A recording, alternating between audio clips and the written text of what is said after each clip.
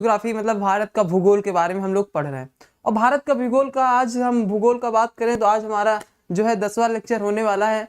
और हम उसमें क्या पढ़ रहे हैं, और आज हमें हिमालय के बारे में पढ़ना है। जैसा कि हमने कल चैप्टर 2 अध्याय 2 स्टार्ट किया था, जिसमें हम लोगों ने देखा था कि हमें समुद्र के बारे में जानना है और पठार पर्वतों के बारे में जानना है। तो वैसे ही आज की जो हमारी क्लास होने वाली है, जो आज का हमारा टॉपिक है वो है हिमालय। हिमालय से अगर बात करें तो हिमालय से कहीं ना कहीं क्वेश्चन काफी ज्यादा बनते हैं, और जिससे कि हम लोग नहीं कर पाते, एंड में वो क्वेश्चन गलत हो जाते हैं अंत में। तो आज जो हमारा हिमालय की क्लास होने वाली है बहुत ही अच्छी होने वाली है। तो आज की क्लास को हम लोग स्टार्ट करेंगे। तो आप लोगों को जैसा पता है, जो लोग हमारे साथ नए जुड़े वो पहले हमारी क्लास को एक बार, अगर अभी तक हमारे चैनल को सब्सक्राइब नहीं किया है तो प्लीज पहले चैनल को सब्सक्राइब कर लें। उसके बाद हमें हिमालय के बारे में पढ़ना है। अगर हिमालय की बात करें तो जैसा कि आप लोगों को पता है, जो हमारा लेक्चर होने वाला है आज ही बहुत ही अच्छा होने वाला है। और एग्जाम वाली क्लास में मैं एक बार फिर से आप लोगों का स्वागत करता हूं। ठीक है, तो आज की क्लास को हम लोग स्टार्ट करते हैं। क्लास को हम लोगों को पढ़ना है।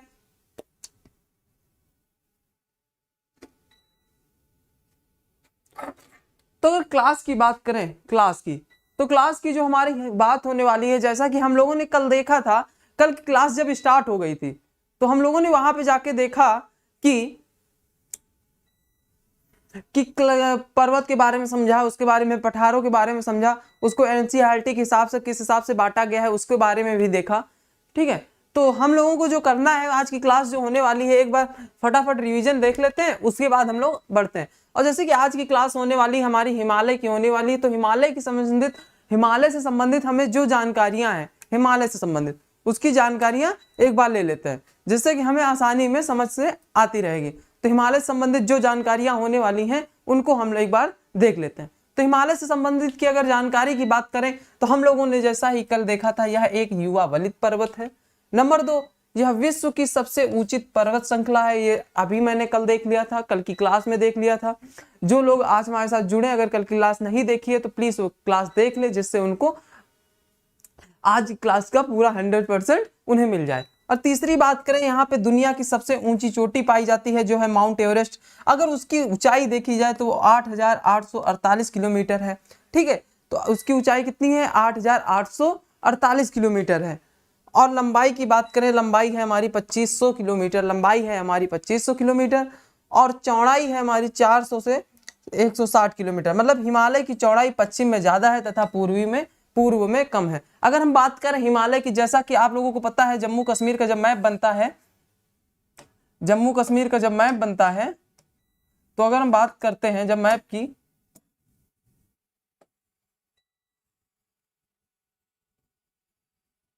अगर इससे बात करें हम मैप की, तो यहाँ पे आप लोगों को पता है कि ये वाला जो इलाका होता है, ये जब अरुणाचल प्रदेश की तरफ जब जाते हैं तो यहाँ पे हमें क्या मिलती है, यहाँ पे लंबाई इसकी कम हो जाती है, चौड़ाई सारी कम हो जाती है, और यहाँ पे अधिक होती है। तो इसलिए हिमालय की जो चौड़ाई है वो पश्चिम में कम होती है, लेकिन पूर्वी इलाके में ज्यादा होती है। क्या होती है?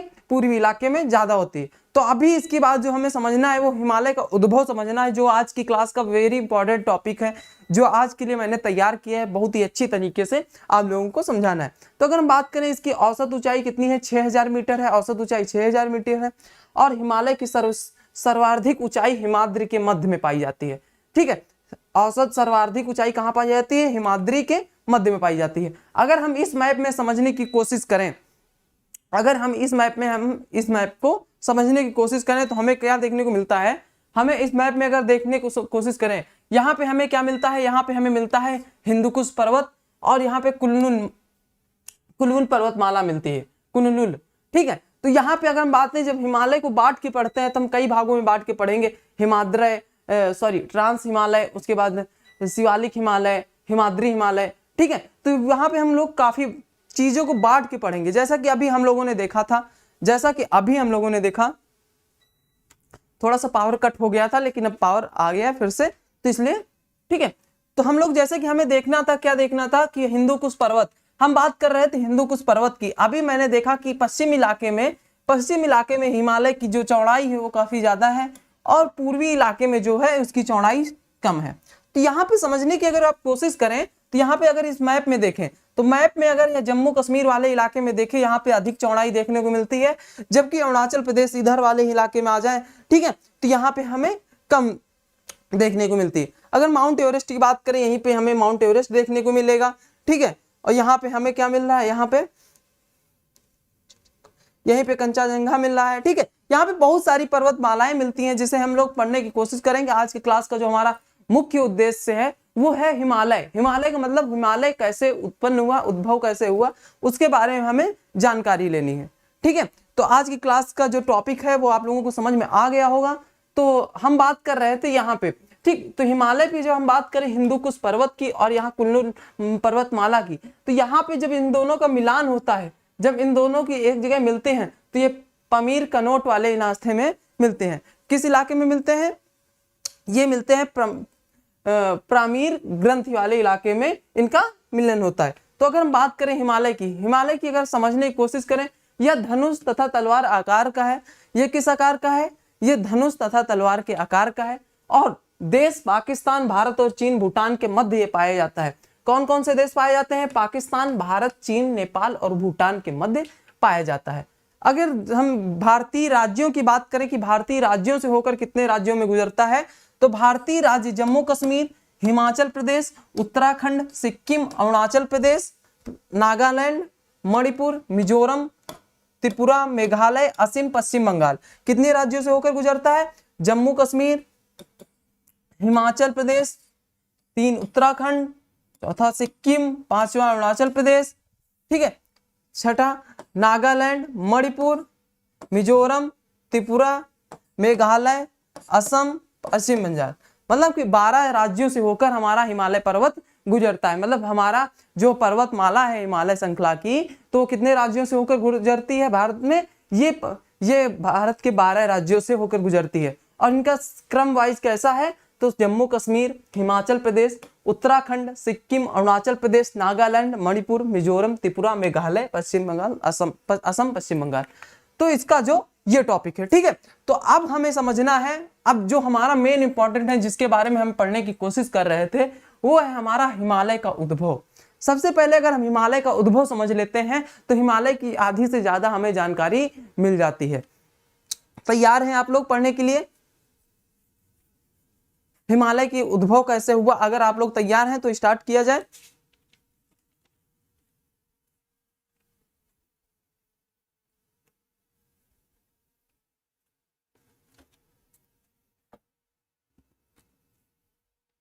तो हिमालय के उद्भव के बारे में अगर हम समझने की कोशिश करें तो हम लोग जब देखते हैं कि कई सारे हमें पठार देखने को मिलते हैं, पर्वत देखने को मिलते हैं।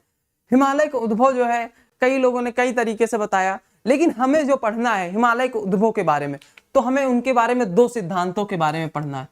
कितने सिद्धांतों के बारे में पढ़ना है? हमें 2 सिद्धांतों के बारे में पढ़ना है। एक कोवर का भूसन्नत सिद्धांत और प्लेट विवर्तनी सिद्धांत। हमें 2 सिद्धांतों के बारे में पढ़ना है। पहला है कोवर का भूसन्नत सिद्धांत और प्लेट विवर्तनी का सिद्धांत। हमें इन दोनों सिद्धांतों के बारे में पढ़ना है, जिसमें यह बताया गया कि हिमालय का उद्भव कैसे हुआ। कभी ये अगर हम बात करें पिछले मेंस की, तो यहाँ पे आ गया था कोवर का भूसन्नत सिद्धांत क्या है, कोवर का भूसन्नत सिद्धांत क्या है। तो इससे अधिकतर क्वेश्चन बनते चले आ रहे हैं, ठीक है। तो इसके लिए हमें इसको डीपली समझना है और हमें डीपली पढ़ना है, ठीक है। अगर हम बात करें कोवर के भूसन्नत सिद्धांत की, तो सबसे पहले कोवर एक वैज्ञानिक हुआ करते थे, ठीक है, जिन्होंने एक सिद्धांत दिया। उस सिद्धांत का क्या नाम था? अगर उन्होंने एक सिद्धांत दिया, उस सिद्धांत का नाम था कोवर का भूसन्नत सिद्धांत, ठीक। उस सिद्धांत का क्या नाम था? कोवर का भूसन्नत का सिद्धांत। अब भूसन्नत का सिद्धांत क्या है, अगर हम इसे समझने की थोड़ी सी कोशिश करें, थोड़ा सा समझने की कोशिश करें, ठीक है, तो ये आप लोगों को भी समझ में आएगा। ये हमने ले लिया ब्लैंक पेज और हमें यहाँ पे समझना है कोवर का भूसन्नत सिद्धांत। क्या समझना है? हेडिंग डालें कोवर का भूसन्नति सिद्धांत।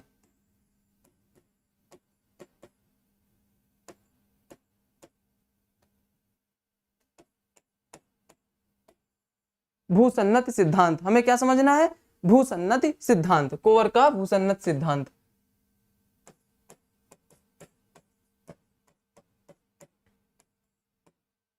इसमें हमें समझना क्या है?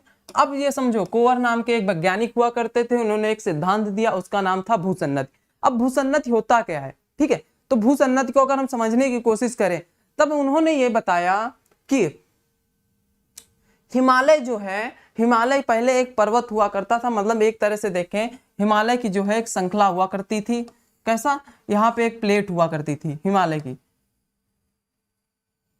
ऐसी एक प्लेट हुआ करती थी, ठीक है, और दो प्लेटें हुआ करती थी, जिसे हम मान ले ये हमारा बी प्लेट हो गई और ये हमारी ए प्लेट हो गई।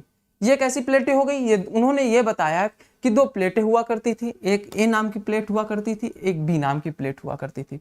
तो ये जो हमारा स्पेस होता था, ये संकीर्ण वाला हिस्सा होता था, यहाँ पे पानी भरा हुआ करता था। क्या भरा होता था? यहाँ पे पानी भरा हुआ होता था, यहाँ पे पानी भरा हुआ करता था।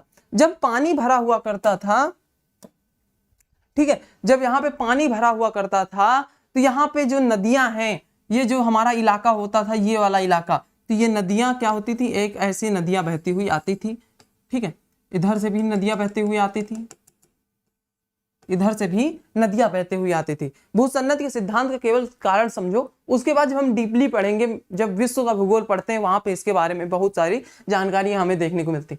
ये नदियां जब बहती थी, एक तरह से बात करें यहाँ पे, तो हमें यहाँ पे क्या देखने को मिल रहा है? ठीक है, यहाँ पे दो प्लेटें हो गई। अब ये नदियां तो बह के आ रही हैं, तो मैंने पहले भी बताया है, जो भी नदियां बहती हैं वो अपने साथ क्या लाती हैं? अवसाद लाती हैं। क्या लाती हैं? अवसाद के टुकड़े। अवसाद मतलब मिट्टी लाती हैं, मलबा लाती हैं, बहुत सारी चीजें लाती हैं। ये नदियां इधर से भी बह रही हैं, ये नदियां इधर से भी बह रही हैं, ठीक है, और ये अपने साथ क्या ला रही हैं? ये अपने साथ अवसाद ला रही हैं। क्या ला रही हैं? ये अपने साथ अवसादों का निर्माण कर रही हैं। अब ये अवसाद लाती रही, कई वर्षों तक समय गुजरता गया, ये अवसाद लाती रही ये नदियां। भूसन्नति के सिद्धांत क्या बोलता है वो मैं बताने की कोशिश कर रहा हूँ, ठीक है।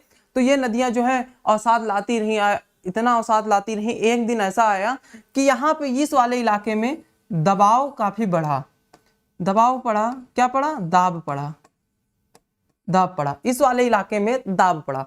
और जब दाब पड़ा तब इन्होंने ऐसा बताया कि नदियां तो आती रही, लेकिन ये वाला जो इलाका था, ये वाला इलाका धीमे धीमे कैसा होने लगा? ये वाला इलाका ऐसा होने लगा। ये वाला इलाका कैसे होने लगा? ये इलाका बदल के ऐसा होने लगा। अगर हम बात करें, पहले ऐसा हुआ, बाद में ऐसा होने लगा, ठीक है, बाद में ऐसा होने लगा। तो अब समझने की कोशिश करो, जब ये अवसाद लाती रही, जब यहाँ पे दबाव पड़ा, जब ये दबाव पड़ा तब ये आपस में सिकुड़ने की कोशिश करने लगा। क्या करने लगा? सिकुड़ने की कोशिश। जब दबाव बढ़ता गया तो इन्होंने बताया कि ये आपस में सिकुड़ गई। अगर हम यहाँ पे थोड़ा सा प्रैक्टिकल करके बताएं, जैसे कि अगर हमारे पास ये है, ठीक है, हमारे पास ये है। अब जब हमारे पास पहले क्या हुआ?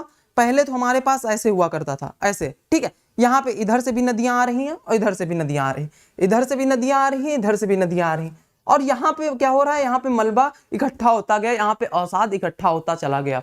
जब यहाँ पे अवसाद इकट्ठा होता चला गया तो ये धीमे धीमे कैसा होने लगा? ये धीमे धीमे ऐसे सिकुड़ता हुआ चला गया, सिकुड़ता हुआ, ठीक है, ये आपस में सिकुड़ता हुआ चला गया, सिकुड़ता संकीर्ण होता चला गया। मतलब संकीर्ण होते होते एक दिन ऐसा आया कि बीच से ये टूट गया, बीच से टूट गया। मतलब कि जब ये दोनों सिकुड़ते गए तो ये आपस में बीच से ये टूट गए, और जब बीच से ये टूट गए, ठीक है, ये जो है हमारा ऐसे होते होते बीच से टूट गया। मान लेते हैं ये बीच से टूट गया। जब ये बीच से टूट गया, ठीक है, जब ये बीच से टूट गया तो ये कैसा हो गया? ये तो एक दूसरे के एकदम संपूरक हो गए, मतलब एक तरह से ये टूट के ऐसे हो गए। अब ऐसे हो गए, मान लेते हैं जब इन दोनों को ज्यादा दबाव पड़ा तो ये टूट गए, आपस में दोनों जुड़ गए। जब आपस में ये दोनों जुड़ गए तो दोनों का क्या हुआ? जो यहाँ पे अवसाद जमा हुआ था ये तो जुड़ गए, लेकिन जो ये अवसाद हुआ है, ये जो अवसाद जमा हुआ था, ये अवसाद जाके कहाँ जम गया? ये अवसाद जाके यहाँ पे जम गया। ये नीचे का अवसाद ऊपर आ गया। जब दोनों आपस में टकराए, जब दोनों आपस में जुड़ गए तो ये अवसाद कहाँ जुड़ गए? अवसाद ये आपस में यहीं पे जुड़ गए। तो भूसन्नति ने, कोहर ने ये बताया कि दोनों प्लेटों के एक साथ जुड़ जाने के कारण, दबाव के कारण, ये जो अवसाद है, ये जो अवसाद था, ये ऊपर आके जम गया। इसके कारण ये हिमालय का निर्माण हुआ। अब ये समझ में आ गया होगा कि भूसन्नति का सिद्धांत क्या था, कोहर का सिद्धांत क्या था। तो सिद्धांत सीधा है, सिंपल सा है। दो प्लेटें होती हैं, आपस में नदियां आती हैं इधर से उधर से, कई सालों तक समय बीतता गया। अंत में ऐसा हुआ, ये नदियां अपने साथ अवसाद लाती रही। अवसाद लाते लाते एक दिन ऐसा आया कि ये दोनों प्लेटें आपस में टकराई, मतलब आपस में जुड़ गई। क्योंकि जब दबाव पड़ता है तो मैंने बताया ये ऐसी हो गई, ठीक है, ये ऐसी हो गई। लेकिन ये अपने साथ जो अवसाद ला रही थी, जब आपस में ये जुड़ गई, तो ये कैसा बन गया, यहाँ का जो अवसाद था ये आके ऊपर जम गया, इससे ये ऊपर जम गया। तो इन्होंने ये बताया कि इससे ये हुआ कि इससे हमारे हिमालय का निर्माण हुआ। भूसन्नति का सिद्धांत यही बताता है। अगर समझ में आ गया हो तो बता रहा हूं, हाँ समझ में आ गया। और यही चीज जो अवसाद थे, ये अवसाद थे, इन्हीं अवसादों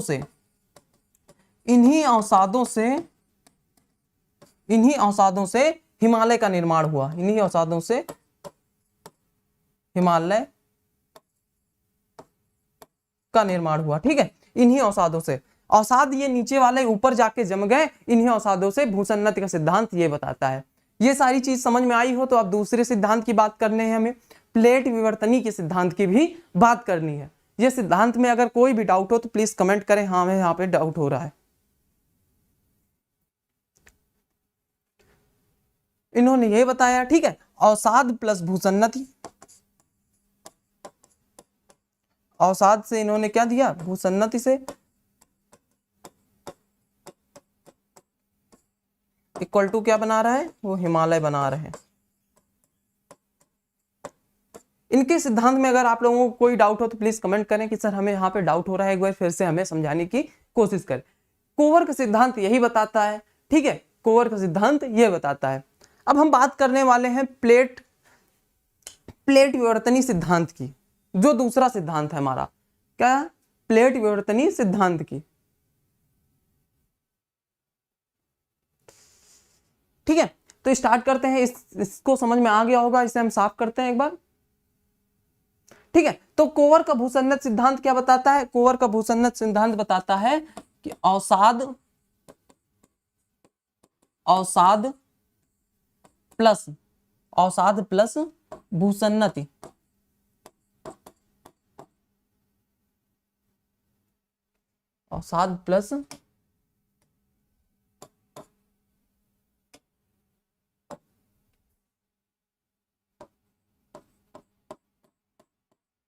अवसाद प्लस भूसन्नत क्या बना रहे हैं, हिमालय का निर्माण बना रहे हैं, ठीक है। इसको मैंने पूरी तरह से समझाने की कोशिश की है, अपना पूरा 100% देने की कोशिश की है। अब आपकी बारी, ठीक है।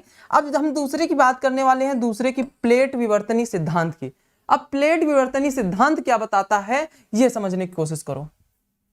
किसकी बात करने वाले हैं हम, प्लेट विवर्तनी सिद्धांत की। हेडिंग डालो कॉपी में, प्लेट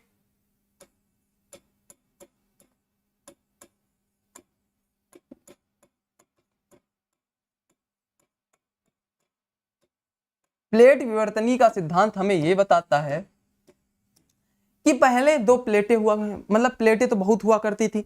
अब जैसे कि हम थोड़ा सा समझने की कोशिश करें, जब हम ज्वालामुखी के बारे में पढ़ते हैं तो वहां पे हमें क्या बताया जाता है कि हमारी जो पृथ्वी है इसमें बहुत सारे प्लेट पाई जाती हैं। क्या पाई जाती हैं, प्लेट पाई जाती हैं। यहाँ पे बहुत सारी हमें प्लेट देखने को मिलती है। इसे मान लेते हैं अर्थ है, ये हमारी पृथ्वी है, ये पृथ्वी के अंदर हमें बहुत सारी प्लेट पाई जाती है। और प्लेटें जो हैं वो कहाँ पे तैर रही हैं, ये जो प्लेटें हैं ये हमारे मैग्मा पे तैर रही हैं। कहाँ पे तैर रही हैं, मैग्मा पे तैर रही हैं। और जब हम वहां पे पढ़ते हैं ज्वालामुखी में, तब यही मैग्मा को जब भी बाहर आ जाता है, इसे हम क्या बोल देते हैं, इसे लावा बोल देते हैं। क्या बोल देते हैं, इसे लावा बोल देते हैं, जब वहां पे आगे हम पढ़ते हैं, ठीक है। तो यहाँ पे समझने की कोशिश करो, ये जो सारी प्लेटें हैं इन्हें हम क्या बोलते हैं, इन्हें प्लेट बोलते हैं। और ये सारी प्लेट कहाँ तैर रही हैं, ये सारी प्लेट जो है वो मैग्मा पे तैर रही हैं, ठीक है। तो यहाँ पे समझने की कोशिश करो। अब यहाँ पे जो एक प्लेट है, मान लेते हैं ये सब सारी प्लेटें जो है मैग्मा पे तैर रही हैं। तो यहाँ पे जो प्लेट विवर्तनी का सिद्धांत है, यहाँ पे ये बताता है, ये सारी चीज समझ में आ गई हो तो इसे साफ कर दें, फिर मैं पूरा समझाने की कोशिश करता हूँ। यहीं पे हम कुछ प्लेटों के अगर नाम बताएं, जैसे कि भारतीय प्लेट हो गई, यूरोपियन जो यूरोप वाली प्लेट है उसे यूरेशियन प्लेट बोल देते हैं, और यहीं पे दक्षिणी अमेरिका की प्लेट हमें देखने को मिलती है। ठीक है, तो दुनिया है, अर्थ है, पृथ्वी है, पृथ्वी के अंदर हमें बहुत सारी प्लेटें को देखने को मिलती हैं। ये बात समझ में आ गई कि हमारी ये प्लेटें कहाँ तैर रही हैं, सारी प्लेटें मैग्मा पे तैर रही हैं। ठीक है, तो यहाँ पे ये बताता ये है, अब इसको एक बार साफ कर दें फिर समझाते हैं। ठीक है, अब बात करते हैं हम भारत की, जैसे कि अब हिमालय निर्माण कैसा हुआ, ये सिद्धांत क्या बताता है। ये सिद्धांत हमें ये बताता है,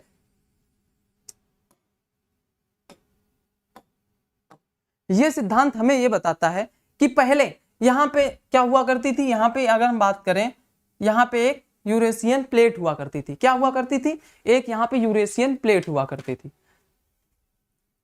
बात करें, यहां पे एक यूरेशियन प्लेट हुआ करती थी, इसे मान लेते हैं। ठीक है, ये यूरेशियन प्लेट है, ये यूरेशियन प्लेट है, और यहां से एक रेखा गुजरती है, आप लोगों को पता है, जिसे हम भूमध्य रेखा बोलते हैं। क्या बोलते हैं, 0 डिग्री की रेखा, जिसे 0 डिग्री की रेखा बोलते हैं, इसे हम भूमध्य रेखा भी बोलते हैं, इक्वेटर बोलते हैं। ठीक है, तो यहाँ पे हमें क्या देखने को मिलता है, यहाँ पे बताते हैं कि ये यूरेशियन प्लेट है। यहाँ पे पहले यूरेशियन नाम की एक प्लेट थी, 6.5 करोड़ साल पहले यहाँ पे यूरेशियन प्लेट थी। ठीक है, तो हमारा भारत हमें देखने को कहाँ मिलता है, हमारा भारत यहाँ पे देखने को मिलता है, ये हमारा यहाँ पे इंडिया देखने को मिलता है। लेकिन हम बात करें पहले जो हमारा भारत है 6.5 करोड़ साल पहले की, ठीक है, 6.5 करोड़ साल पुरानी की बात करें, तो हमें वहां पे क्या देखने को मिलता है, वहां पे हमें यह देखने को मिलता है जो हमारा भारत था, वो भारत हमारा यहाँ पाया जाता था। ठीक है, हमारा भारत जो है, हमारा भारत यहाँ पे हमें देखने को मिलता है। अब बात करें हमारा ये भारत यहाँ पे कैसे आया, यहाँ तक की यात्रा कैसे तय की, तो इसको समझने की कोशिश करो। तो यहाँ पे मैंने बताया जो प्लेटें हैं वो कैसी तैर रही हैं, वो प्लेटें जो हैं वो मैग्मा में तैर रही हैं, मतलब मैग्मा पे तैर रही हैं। ठीक, तो यहाँ पे जो हमारा भारत था, यहाँ पे भारत, इसने यात्रा तय की 6.5 करोड़ साल पहले पुरानी, 6.5 करोड़ साल की यात्रा तय की। तो हमारा भारत आके यहाँ पे कैसे हो गया, इसको अभी समझाऊंगा, अभी डाउट क्लियर मत, अभी ये मत सोचना कि ये क्या पढ़ा रहे हैं हमें समझ में नहीं आ रहा है। ठीक है, तो ये थोड़ा सा वेट करो, ये पूरी तरह से समझ में आप लोगों को आएगा जरूर। ठीक, यहाँ पे अब बात करिए, जैसे यहाँ पे यूरेशियन प्लेट थी, यहाँ पे भारतीय प्लेट थी, और ये सारी प्लेटें कहाँ पे तैर रही थी, ये सारी प्लेटें जो है मैग्मा पे तैर रही थी। ये सारी प्लेटें कहाँ तैर रही थी, ये सारी प्लेटें मैग्मा पे तैर रही थी। ये हमारा मैग्मा हो गया मान लेते हैं। ठीक है, जिसे हम बाद में लावा बोलते हैं जब ये बाहर आ जाता है। तो ये जो यूरेशियन प्लेटें थी, इसमें बहुत सारी नदियां आके बह रही थी, बहुत सारी नदियां आके यहाँ पे आ रही थी, और यहाँ पे भी बहुत सारी नदियां आ रही थी, यहाँ पे भी भारत में भी बहुत सारी नदियां आ रही थी। अब यहाँ पे ये बताता है, ये सिद्धांत ये बताता है कि ये जो नदियां हैं, ये नदियां अभी मैंने बताया अपने साथ क्या लाती हैं, ये अपने साथ लाती हैं अवसाद। ये क्या लाती हैं, ये अपने साथ अवसाद लाती हैं। क्या लाती हैं, ये अपने साथ अवसाद लाती हैं। ये समझ में आया, ये अपने साथ अवसाद लाती हैं।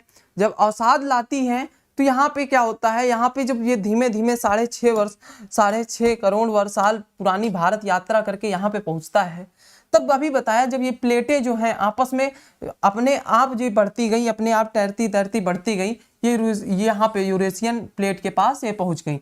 जब यूरेशियन प्लेट के पास पहुंच गई, तब ये दोनों प्लेटें, जब इनका अवसाद और इनका अवसाद, इनका अवसाद और इनका अवसाद आपस में टकराया, ये अवसाद जो था आपस में मिला, आपस में जो मैग्ना हुआ, यहाँ पे क्या हुआ, यहाँ पे एक सागर था, इनके बीच में एक सागर पड़ता था।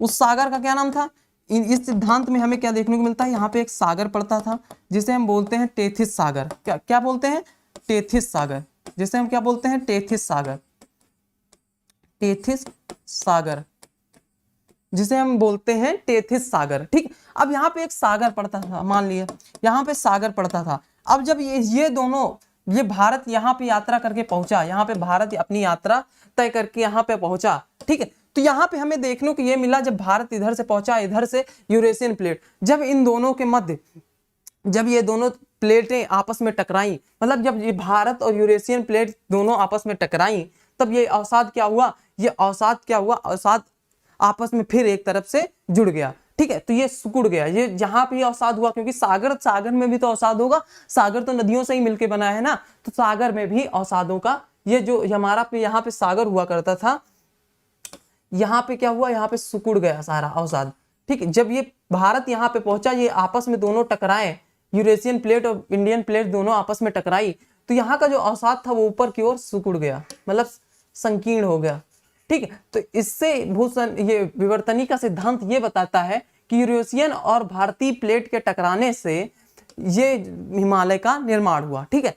यूरेशियन प्लेट और भारतीय प्लेट के टकराने से हमें क्या देखने को मिलता है, हमें हिमालय देखने को मिलता है, ठीक। तो दोनों का सिंपल यही है कि ये भी अवसादों से मिलकर बना है, ठीक है। अगर हम बात करें भूसन्नत का, तो भूसन्नत क्या बताता है, वो हमें बताता है कि अवसाद प्लस भूसन्नत से मिलकर बना है, और ये क्या बताता है, अवसाद प्लस प्लेटों के टकराने से मिलकर हिमालय हमें देखने को मिलता है, ठीक है। तो हिमालय कैसे बना, आपको समझ में आ गया होगा। अगर दूसरा सिद्धांत का आप बात करें, प्लेट विवर्तनी का सिद्धांत, प्लेट विवर्तनी का सिद्धांत हमें यह बताता है कि यूरेशियन प्लेट और भारत की प्लेट आपस में टकराई, और जो सागर था, सागर का अवसाद जो था, यहाँ की भी नदियां बह के आ रही थी, यहाँ भी नदियां बह के आ रही थी, दोनों का अगर हम बात करें, दोनों अवसादों का आपस में टकराव हुआ, और जिसका जो अवसाद था, अवसाद जो था वो आगे सुगुड़ कर एक पर्वत का निर्माण करता है, एक हिमालय का निर्माण करता है, इससे हिमालय का निर्माण हुआ। तो हमें यहाँ पे दो चीजें समझ में आई कि दोनों चीजें कैसे बनी हैं, दोनों चीजें जो हैं वो हम बात करें तो अवसादों से मिलकर बनी है। ये समझ में आया? यहाँ तक अगर कोई डाउट हो तो प्लीज कमेंट करें कि सर हमें यहाँ पे समझ नहीं आया, और एक बार फिर से समझाने की कोशिश करें, ठीक है। तो क्लास हम आगे बढ़ा रहे हैं, अगर एक बार देख लो, अगर आप ये सारी चीजें पीडीएफ में नहीं है, इन्होंने पीडीएफ में नहीं बना सकते, इसलिए समझाने की कोशिश की है। अगर आप स्क्रीनशॉट लेना चाहें या लिख रहे हैं तो लिख लें।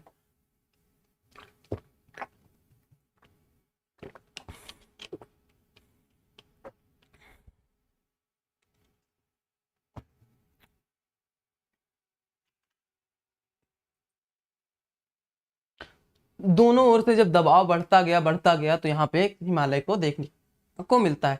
तो ये भूसन्नत या सिद्धांत हमें क्या बताता है, भूसन्नत का सिद्धांत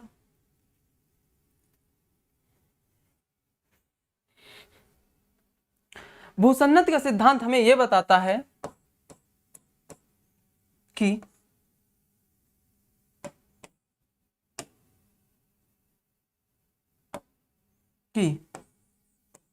यूरेशियन प्लेट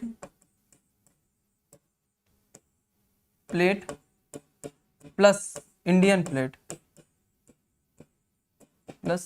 प्लेट के आपस में टकराने से हिमालय का निर्माण हुआ। आपस में टकराई तो कैसे हिमालय का निर्माण हुआ, तो ये भी समझा दिया पूरी तरह से, अगर अब कोई डाउट नहीं होना चाहिए, ठीक है। हिमालय का निर्माण हुआ। अब बात समझो, इन दोनों का सिद्धांत एक चीज, दोनों चीजें एक सेम चीज बताती है। अगर अंतर देखने की समझो कि ये भी बता रहा है कि अवसादों से हुआ निर्माण, ये भी बता रहा है अवसादों से हुआ। इन दोनों की चीज एक चीज हमें बताती है कि ये दोनों जो चीजें हैं, ये दोनों सिद्धांत जो हैं, वो दोनों सिद्धांत किस पर काम कर रहे हैं, वो दोनों सिद्धांत अवसाद पे काम कर रहे हैं। किस पे काम कर रहे हैं, अवसाद पे, मतलब कि मिट्टियां से, मतलब कि यहाँ की जो वो बात करें हम, यहाँ पे हमें देखने को क्या मिलता है, जो ये नदियां अपने साथ अवसाद बहा के ला रही थी, ये दोनों चीज एक चीज बता रही हैं कि अवसाद से काम कर रहे हैं। अब अगर कभी क्वेश्चन पूछ लिया जाए कि प्लेट विवर्तनी का सिद्धांत जो है, वो दोनों प्लेटें आपस में टकराई, लेकिन उनके सागर कौन सा था, उनके मध्य सागर कौन सा पड़ता था, तो याद रखिएगा उनके मध्य सागर कौन सा था, टेथिस सागर। टेथिस सागर। ये दोनों चीजें आपस में एक चीज ये भी बताती हैं कि टेथिस सागर के अवसादों से मिलकर ये बना हुआ है। इन दोनों चीजों में ये दोनों चीजें हमें कॉमन देखने को मिलती हैं, चाहे कोवर का भूसन्नत सिद्धांत हो और चाहे प्लेट विवर्तनी का सिद्धांत हो, ठीक है। यहां तक समझ में आया कि हमारा हिमालय का निर्माण कैसे हुआ, ये तो आपको समझ में आ गया होगा। हिमालय का जन्म कैसे हुआ, उद्भव कैसे हुआ, तो एक तरह से फिर से समझने की कोशिश करो। हिमालय का जो उद्भव है वो हमें दो सिद्धांत हमें देखने को मिलता है। पहला है कोवर का भूसन्नत सिद्धांत। कोवर ने यह बताया कि दो प्लेटें थी, एक ए और एक बी, उनके बीच एक रास्ता हुआ करता था जिससे कई नदियां आके गुजरती थी, कई नदियां आपस में आके गुजरती थी। और जो वह नदियां थी, अगर बात करें, वो नदियां इधर से भी आ रही हैं और इधर से भी आ रही हैं। तो वो जो बीच का इलाका था, एक अवसाद भी अपने साथ ला रही थी। अवसाद को लाने के साथ साथ वो उनका क्या था, अवसाद तो ला ही रही थी, अवसाद लाने के साथ साथ उनके जो एंड पॉइंट था वहां पे एक दबाव बढ़ता गया, दबाव बढ़ता गया। तो ये आपस में दोनों प्लेटें टकरा गई, ठीक है, आपस में दोनों प्लेटें एक तरफ जुड़ गई, मतलब सिमट गई। और जब सिमट गई तो जो नीचे का अवसाद हुआ वो ऊपर जाके जम गया। तो उससे एक हिमालय का सिद्धांत, हिमालय का निर्माण हुआ। भूसन्नत का सिद्धांत ये बताता है। जब आप इसे मेंस के लिए तैयार करेंगे तो काफी ज्यादा पढ़ना पड़ता है, काफी ज्यादा इसमें एक चैप्टर भी दे रखा है, ठीक है। अब जब बात करें प्लेट विवर्तनी का सिद्धांत, प्लेट विवर्तनी का सिद्धांत हमें यह बताता है कि एक यूरेशियन प्लेट थी, एक इंडियन प्लेट थी, ठीक है। तो ये जो प्लेट थी ये पहले भूमध्य रेखा के बाहर हमारे भारत की तरफ थी। अब बात करें तो ये जब धीमे धीमे 6.5 करोड़ साल बीतता गया, ठीक है, समय गुजरता गया, तो आपस में ये प्लेटें बढ़ती गई, क्योंकि ये जो प्लेटें थी ये आपस में तैरती रहती हैं। आप लोगों ने पढ़ा होगा ज्वालामुखी जब पढ़ते हैं, ठीक है। तो वहां पे जो आपस में ये प्लेटें थी, आपस में तैरती गई, और एक दिन ऐसा हुआ कि ये दोनों प्लेटें आपस में टकराई। तो इनके मध्य जो एक सागर पड़ता था, तेथिस सागर, तो तेथिस सागर के मध्य में ये जब प्लेटें दोनों टकराई आपस में, तो इनके जो अवसाद थे वो अवसाद सिमट कर ऊपर जम गए, ठीक है। तो यही सिद्धांत, ये प्लेट विवर्तनी का सिद्धांत बताता है। Eurasian plate plus Indian plate मिलकर हिमालय का निर्माण करते हैं। और ये क्या बताता है, ये अवसाद से मिलकर बना है। तो दोनों चीज में हमें कॉमन क्या देखने को मिलता है, दोनों चीज में अगर हम बात करें, दोनों चीजों में हमें एक चीज कॉमन देखने को मिलती है कि दोनों सिद्धांत ये बताते हैं कि अवसाद से ही हमारे हिमालय का निर्माण हुआ है, ठीक है। यहां तक क्लियर हो तो प्लीज कमेंट करें, हाँ मैं यहाँ पे तक क्लियर है। कोई भी डाउट हो तो कमेंट करें।